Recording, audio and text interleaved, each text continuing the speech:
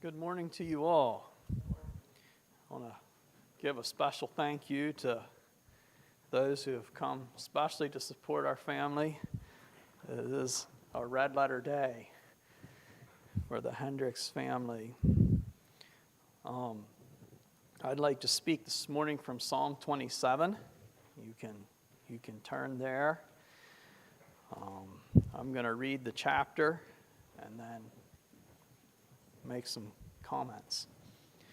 Excuse me. The Lord is my light and my salvation. Whom shall I fear? The Lord is the strength of my life. Of whom shall I be afraid? When the wicked came against me to eat up my flesh, my enemies and foes, they stumbled and fell. Though an army may encamp against me, my heart shall not fear. Though war may rise against me, in this I will be confident. One thing I have desired of the Lord, that I will seek, that I may dwell in the house of the Lord all the days of my life, to behold the beauty of the Lord, and to inquire in his temple. For in the time of trouble he shall hide me in his pavilion. In the secret place of his tabernacle he shall hide me. He shall set me high upon a rock. And now my head shall be lifted up above my enemies all around me. Therefore I will offer sacrifices of joy in his tabernacle. I will sing, yes, I will sing praises to the Lord. Hear, O Lord, when I cry with my voice. Have mercy also upon me and answer me. When you said, seek my face, my heart said to you, your face, Lord, I will seek. Do not hide your face from me. Do not turn your servant away in anger. You have been my help. Do not leave me or forsake me, O God of my salvation. When my father and my mother forsake me, then the Lord will take care of me. Teach me your way, O Lord, and lead me in a smooth path because of my enemies. Do not deliver me to the will of my adversaries, for false witnesses have risen against me, and such as breathe out violence. I would have lost heart unless I had believed that I would see the goodness of the Lord in the land of the living. Wait on the Lord, be of good courage, and he shall strengthen your heart. Wait, I say, on the Lord. The heading in my Bible calls this psalm an exuberant declaration of faith. And I like that, but that's not my title. My title is One Thing I Seek. And that's sort of going to be the focus of the message. But he makes this declaration in the first verse. The Lord is my light and my salvation. And I was thinking about that. What does it mean for the Lord to be my light? He's got a very personal pronoun there, my. And, I was thinking about some people try to say that light is the absence of darkness, but I don't think that's really the case. Darkness is the absence of light. And you think about how light works. Light, even in the smallest amount, always overcomes darkness. If you were down, some of you have been down in Luray Caverns and they've turned off the lights. It's pretty dark. But if you had one little tiny gleam of light, you would be able to see something because light is stronger than darkness. And so when the Lord is shining his light into your heart, it's stronger than whatever darkness is in there. And then he goes on to say it's stronger than whatever darkness is out there. And I was thinking about what the Apostle John said in John 1, in him, which is Jesus, was life, and the life was the light of men. And the light shines in the darkness, and the darkness did not comprehend, or there's a footnote in my Bible that says, overcome it. The darkness could not overcome it. And I remember years ago, Josh McConaughey talking about this, and he had a flashlight, and I was going to bring one, but I forgot.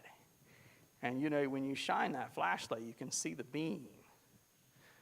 But you can't turn that flashlight around and shine a beam of darkness, can you? It just doesn't happen. And so, if you want to get rid of darkness, you just have to let the light in. Just let the light in. When the sun comes up in the morning and you put the blinds up, the light comes in. And when you open your heart up to Jesus, the light comes in with him. And that's when the Lord becomes your salvation, when his light has shined in your heart and you've opened the door up to that. And he says, who shall I fear? And when Alisa came to us the other week, she said, I'm afraid. I'm afraid. And fear and darkness have this symbiotic relationship. There's this relationship that they're locked together. If you have darkness, you're probably going to have fear. That's why we're scared when things go bump in the night. We're not sure what they are because we can't see them. But when you turn the light on, most of the time, when I turn the light on after something's gone bump, and I don't know what it is, it's pretty innocent. I always get scared. I have to take my youngest downstairs and get her quieted down pretty often in the middle of the night. You're just never quite sure what you're going to see when you come around the corner at the bottom of the steps. But if I'd have all the lights on, I wouldn't feel that way, would I? Probably not. Not as much. And then he says, the Lord is the strength of my life. It's the person, it's the source of power in my life, the strength of my life. And he asks another rhetorical question. He's not really expecting a response of whom shall I be afraid? And you know, I've been listening to the news, and there's never good news, but, you know, there are bank failures and inflation and war and all this. There's a lot of stuff to be afraid of. And those are just the physical things. There's opposition, spiritual opposition as well. And we feel that. And we probably should be a little bit more in tune to that. But he talks about, and I think we're going to experience this as Satan's opposition. When the wicked came up against me to destroy me, they're going to just eat me up. But they hit that light, and it just put them down. They stumbled and fell. And he goes on even more expansively, though a whole army lines up against me. The whole army. How many people are usually in armies? How many soldiers? You might have an army that's 100,000 strong.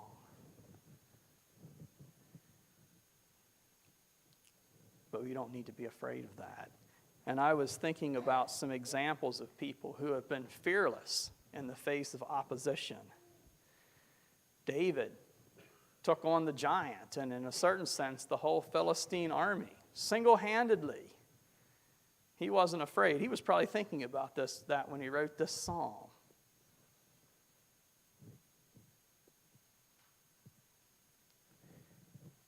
Jonathan and his armor bearer also took on the whole Philistine army. You remember the story? They were there, and they were, God, what should we do? Should we attack them or not? And Jonathan said, well, if they say, come over against us, then we're going to climb up that hill and see what happens. And they went up there, and nobody could stand before them. And it's because the Lord was with them. Paul took on the whole Roman Empire. He says in 2 Timothy, there at the end of his life, 2 Timothy 4, at my first defense, no one stood with me, but all forsook me. He was pretty lonely. Everybody left. And I think right before that, he gives a list of people that just sort of, they were in his circle and they, for whatever reason, they left. May it not be charged against them, but the Lord stood with me and strengthened me so that the message might be preached fully through me and that all the Gentiles might hear. Also, I was delivered out of the mouth of the lion, and the Lord will deliver me from every evil work and preserve me for his heavenly kingdom. To him be glory forever and ever. Amen. So because the Lord was Paul's salvation, he was able to stand alone in front of the mightiest people in the world at that point, probably. But the Lord stood with me. That was his testimony. And I was thinking about Michael Sattler. And he's probably, hopefully, all of you know Michael Sattler's story. But Michael Sattler was one of the authors of the Schleitheim Confession, which was the first, I think, at least one of the first confessions, Anabaptist confessions of faith. And he was apprehended only a few months after that confession was written. And he was tried on May 17, 1527. And he had probably really only been a believer for a couple of years at this point. And I'm not going to read everything that the Martyr's Mirror says about him in interest of time, but it talks about his trial and how at the end the town clerk was saying, well, the hangman is going to reason with you, you arch heretic. And the Martyr's Mirror account says that he answered them fearlessly. And this is a little excerpt, I believe, from Mennonites in Europe that talks about his death. He was martyred May 21st, 1527. On the morning of that day, this noble man of God, in sight of horrible torture, prayed for his judges and persecutors and admonished the people to repentance. He endured the inhuman torture stipulated in the sentence, which included his tongue being cut out and red-hot tongs being dug into his body. Then his mangled body was tied to a ladder. He prayed again for his persecutors while the ladder was placed upon the stake. He had promised his friends to give them a sign from the burning stake to show that he remained steadfast to the end, enduring it all willingly for Christ. The fire having severed the cords wherewith he was bound, he lifted up his hand for a sign to them. Soon it was noticed that his spirit had taken its flight to be with him, whom he had steadfastly confessed under the most excruciating torture, a true hero of the faith. He was steadfast to the end. The Lord was his salvation. And that's just amazing to me at the power that God has for us when we're fully trusting in him. He raised his hand. I'm faithful. It's worth it.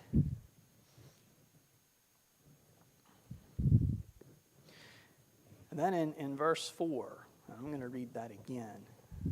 Read it in the New English translation. I have asked the Lord for one thing. This is what I desire. I want to live in the Lord's house all the days of my life, so I can gaze at the splendor of the Lord and contemplate in his temple. Is that your desire this morning? He said, I've asked the Lord for one thing. One thing. The most important thing. This is what he wanted. I want to live in God's house all of my life. And what does the word desire mean? Desire stresses the strength of feeling and often implies a strong intention or aim. It's a strong feeling. Desire is. And if you were going to ask God for one thing, what would you ask for this morning? What would you ask for? There's a lot of things you could ask for. You could ask for wisdom. And not all these things would be wrong. You could ask for healing. You could ask, for a pile of money. You probably wouldn't get that, but some people try it. But everyone has a desire that they want to fulfill. Right in the core of your being, there's a desire that you have, that you're trying to fulfill. Everybody is doing this. And it defines who you are. What that desire is defines who you are. And I'm just going to give some examples of different people who have devoted their lives to a certain cause. I was thinking about Tom Brady.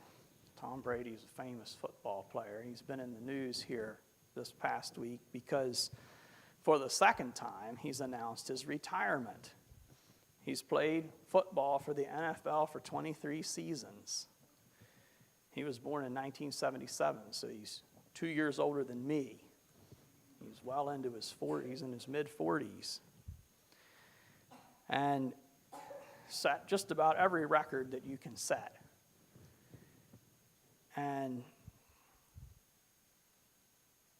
here's what he says about his life.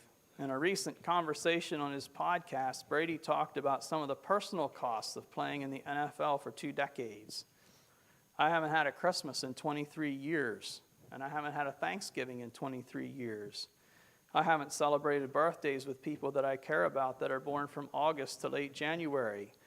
And I'm not able to be at funerals, and I'm not able to be at weddings, Brady said.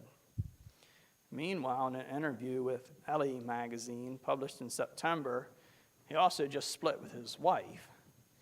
And she has a Scandinavian name or a German name or something, Bunchen. Said she had concerns about her husband returning to the field after initially retiring last winter. This is a very violent sport, and I have my children, and I would like him to be more present, she said. I have definitely had those conversations with him over and over again. And so, I guess he just made a video, maybe it was this week, and this is what he says upon his retirement. My family, my friends, my teammates, my competitors, I could go on forever. There's too many, Brady said in the video. Thank you guys for allowing me to live my absolute dream. I wouldn't change a thing. But what about the cost? I mean, he's being a little bit honest about the cost, right? He's only had one thing that he's desired. It's been more than 23 years. Basically, his whole life, he's had one thing that he's desired, and that's to be famous for playing football. And he succeeded in that. But it's going to come at a pretty strong cost because his family has disintegrated, I suppose. And he says this I don't know how you say this, an amicable situation or whatever. They're not mad at each other, I guess, but there's some reason that they're splitting. And it's because of what she said. I would like him to be more present. But his desire is to be the best football player there ever was. And he pretty much has made it. That's what people say about him. And the cost is going to go on. He's going to have injuries that are going to plague him for the rest of his life because you can't get knocked around like that and escape scot-free. And at the end, when he stands before God, is that desire going to amount to anything? I just want you to think about that. I read a book last fall that was written by a man named Fergus White. And the book was titled Ascent into Hell. Now, usually you descend into hell, but this guy went up and found hell. And it's about his experience climbing Mount Everest. Now, I don't think for him this was a lifelong dream, but it was something that took over his life for a couple of years. Because if you want to climb 29,000 feet up in the air, you got to do a little preparation. And he was brutally honest about the conditions above whatever it is, 20,000 feet or whatever. It's freezing cold. There's not enough oxygen. Your brain cells are dying. You can't keep your food down because your body's not working. And the only way you get to the top is just sheer grit and determination. And he paid a price for that too, because he got up there and he froze his feet. And I think they were able to save most of them, but he spent months in rehab after he got done. And they asked him when he got back down to base camp, I hope it was worth it because you're going to lose your toes. I hope it was worth it. I think they were able to save most of them, actually, but that was the doctor's comment at base camp. And is that going to amount to anything in eternity? No, it's not. But for that amount of time, and especially while he was doing it, it consumed him. That was the only thing he could think about. Well, maybe we're going to do a more positive example. And I was thinking about Hudson Taylor, and I have an excerpt from a chapter in his biography, The Growth of a Soul. It was written by his son, I believe.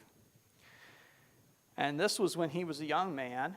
He had made a commitment, but he was still struggling with sin and with a sense of direction. And I'm just going to read this to you. That night, upon going to bed, he was deeply troubled. His soul was athirst for God, and yet an intense realization of failure and unworthiness almost overwhelmed him. Draw nigh to God, and he will draw nigh to you, is a promise always fulfilled to the sincere and humble spirit. But how often the vision granted calls forth the cry, woe is me, for I am undone, because I am a man of unclean lips.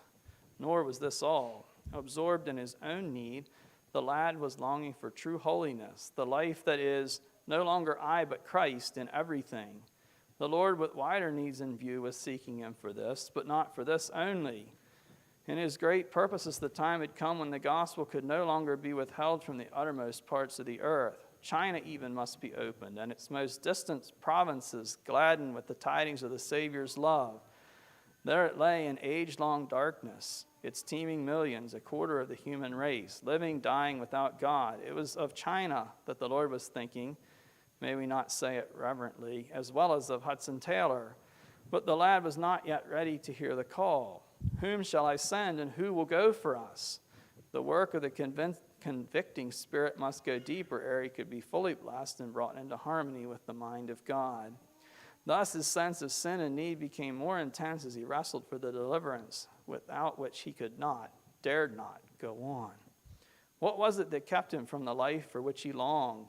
What was the secret of his frequent failure and backsliding in heart?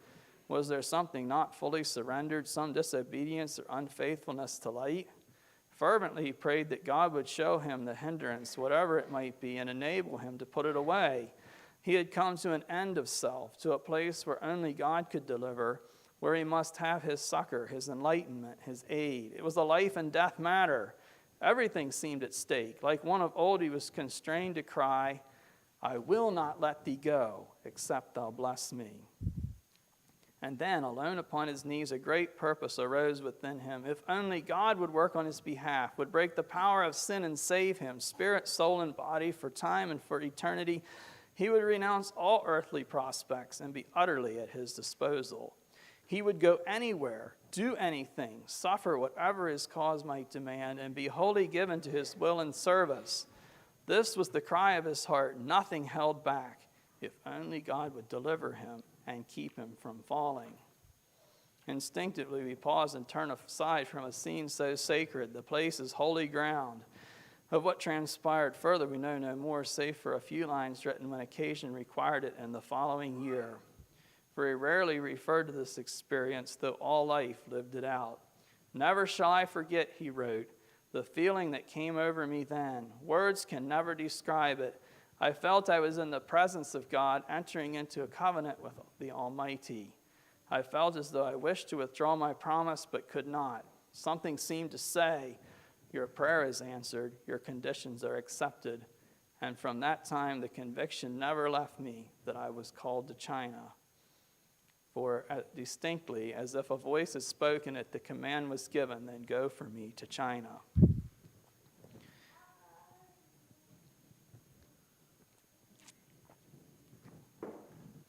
Silently as the sunrise over a summer sea dawned this new day upon his waiting soul. China? Yes, China. That was the meaning of his life, past, present, and to come.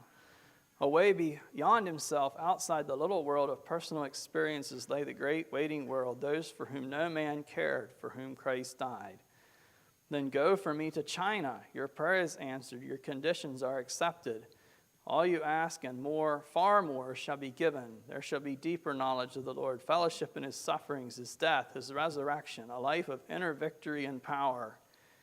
For to this end I have appeared unto thee, to appoint thee a minister and a witness of both the things wherein thou hast seen me, and of the things wherein I will appear unto thee, delivering thee from the people and from the Gentiles, unto whom now I send thee, to open their eyes, that they may turn from darkness to light, and from the power of Satan unto God.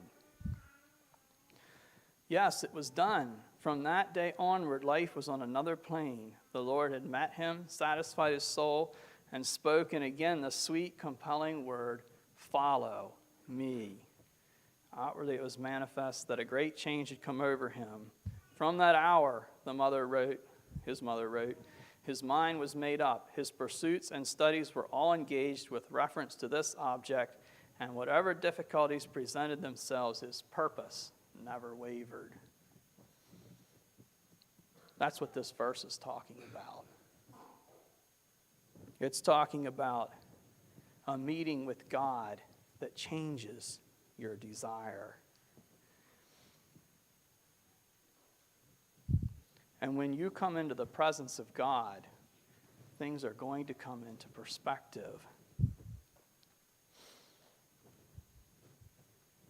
And I was just thinking now, what would the requirements be to dwell in God's house?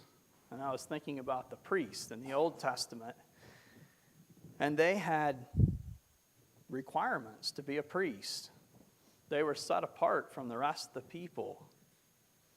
And I don't know, some of these things don't maybe make a whole lot of sense to us. They weren't supposed to defile themselves for the dead unless it was immediate family. They were to wear special clothes.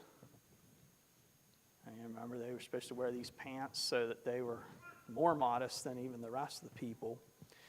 And no one with any kind of a defect was allowed to serve in the tabernacle or in the temple. So if something was wrong with your hand, something was wrong with your foot, you were out. No dwelling in the tabernacle for you. And in Psalm 24, verse 3, it says, who shall ascend the hill of the Lord, and who shall stand in his holy place?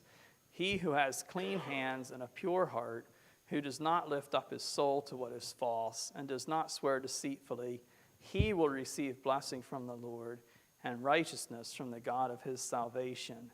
Such is the generation of those who seek him, who seek the face of God. So if you want to live in the tabernacle, clean hands, hands that aren't running to do things that are wrong, a pure heart, and someone who's very brutally honest, in fact. And I think part of the reason for that is what happens when you're dwelling there. So we need to come to the place like Hudson Taylor where nothing else matters but this commitment to dwell in the house of the Lord. Is that the only thing that you're interested in seeking? And when that happens, I don't know if you've ever seeked for anything. We don't talk about that very much anymore, seeking. But, if you lose something important, or you want to find something that you don't have, people will expend a lot of energy looking. There's some buried treasure out west that people are spending a lot of money trying to find right now. And I don't think anyone's come up with it. That's what seeking is. I'm not 100% sure where it is, but we're going to do everything we can to find it. And if your one desire is to be with God, you're not going to stop. You're going to expend all of your resources to get there. Just like Tom Brady expended all of his resources to become the best football player in the world. And just like Fergus White expended all of his resources, everything he had to get to the top of Mount Everest and come back down. That's the kind of commitment that we're talking about here. Nothing else matters. At that point, when he was about 3/4 of the way up on the mountain, he made a choice. I don't care if I lose my feet, I'm going to the top and I'm going to come back down.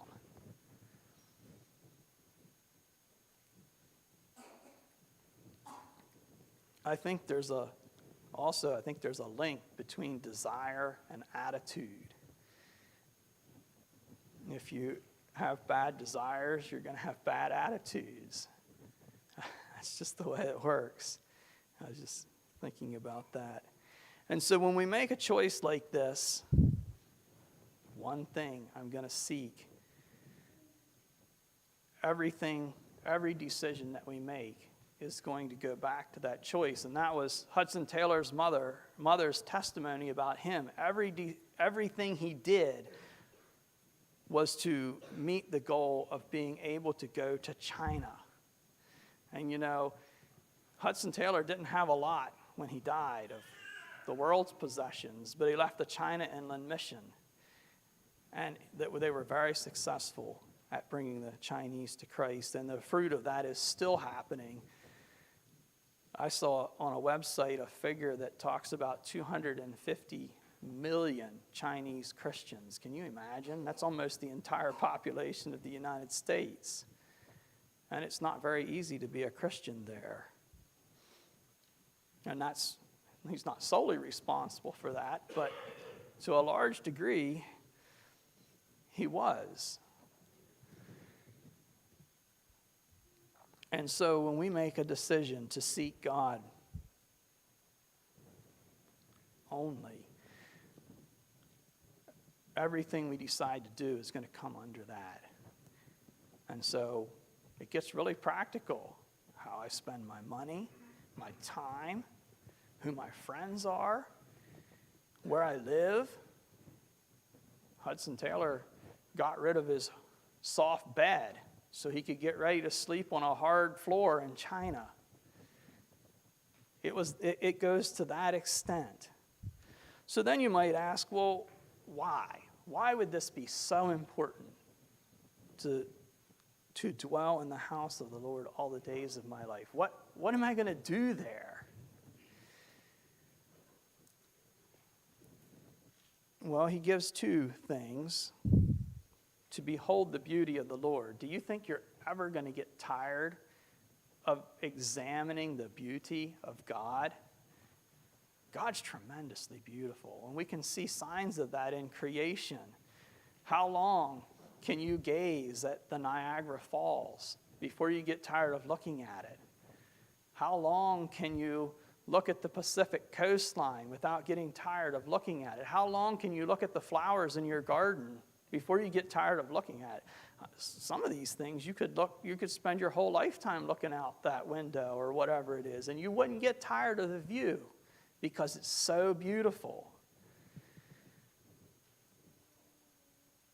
And the other thing is to inquire in his temple.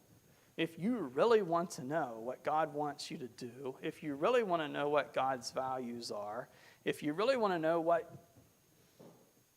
God is all about, you get to the temple and you inquire. And the greatest thing about this is that he wanted to dwell in the house of the Lord. But Jesus wants to come and dwell in your heart. Emmanuel, God has come to live with me. That's what that means. God has come to live with me. And so we don't have to go somewhere to make this happen. It happens right inside our hearts. Just like we were talking about singing in the song we sang this morning, Eternal Father.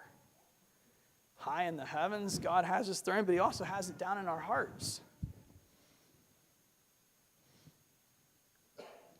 And so, if we get that down, then he can actually hide us there in his presence. And so when all these enemies and pressures come against us,